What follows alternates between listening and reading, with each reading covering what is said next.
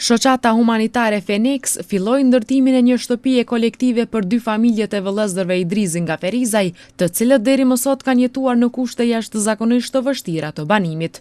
Kryefamiljari Ismail Idrizi falenderoi të gjithë ata që po kontribuojnë në ndërtimin e shtëpisë së tij, duke shtuar se deri më tani kishte jetuar në kushte shumë të rënda.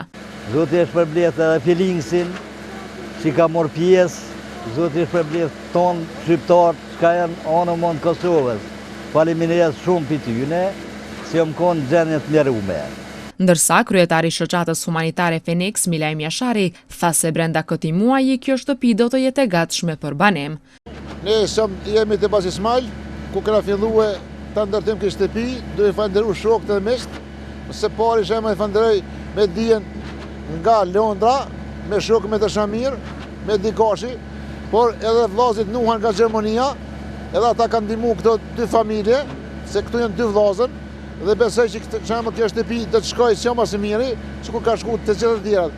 Po posaçërisht, ata që kanë investuar këto familje, i falenderoj shumë se është e qellueshme, se këta kanë qenë gjendje shumë të vështirë, dhe besoj që kjo shtëpi së shpejti do të përfundoj, brenda muajit do të kënaqen kjo familje se kjo familje tjera. Jashari paralajmëroi nisjen e 2 projekteve të tjera të përkrahura nga donatorët humanitar.